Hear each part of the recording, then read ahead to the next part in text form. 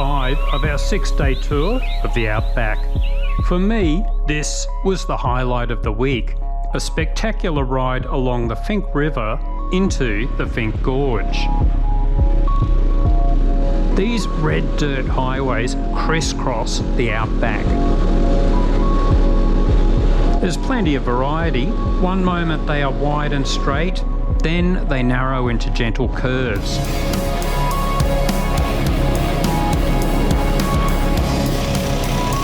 And it begins, the Finke Gorge route. This is one of Australia's famous four-wheel drive tracks. We will ride increasingly difficult tracks through soft sand, rocks, water crossings, and camping below the incredible cliffs of Finke Gorge. There were plenty of warnings on that sign. High clearance, four-wheel drives only. Experienced four-wheel drivers only. Vehicle recovery equipment essential. Emergency plans essential. Beware of rapid flooding.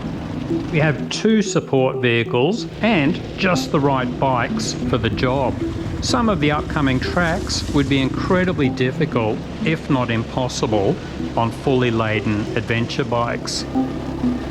As mentioned on the first day, the Finke River is arguably one of the oldest rivers in the world, possibly 400 million years. It's 600 kilometres long, and it actually only flows for a few days each year, with the water disappearing into the Simpson Desert. This part of the Finke River has permanent waterholes, and the dry riverbed is wide and flat. Historically, the Finke River provided travel and trade routes for Aboriginal tribes. The most common Indigenous name seems to be Larabantha, meaning salty river, as some of the waterholes are quite salty.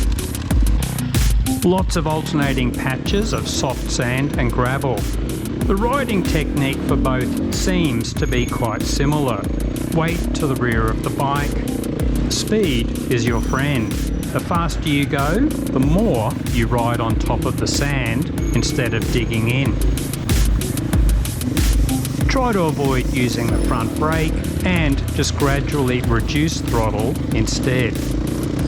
And get comfortable with letting the bike move around and try not to over-control the handlebars. We stop at Boggy Hole. This billabong can vary from 2.5 kilometres long to just 300 metres long, depending on rain. We are really enjoying this riding. The consistency of the sand varies a lot, then the terrain keeps alternating with gravel and rocky patches. This trip has given me a whole new appreciation for steering stabilisers. I tend to avoid buying products that allegedly make us ride better. I've always believed actually learning to ride is much more important. But I must admit, these stabilisers really work well in soft sand. I swapped bikes with somebody who had turned his stabiliser off and I almost crashed 4 times in soft sand until I realised what was different. And finally, our campsite. It's time to crack a beer, watch the red cliff glowing in the sunset, and get ready to ride the rest of Finke Gorge tomorrow. This is the life.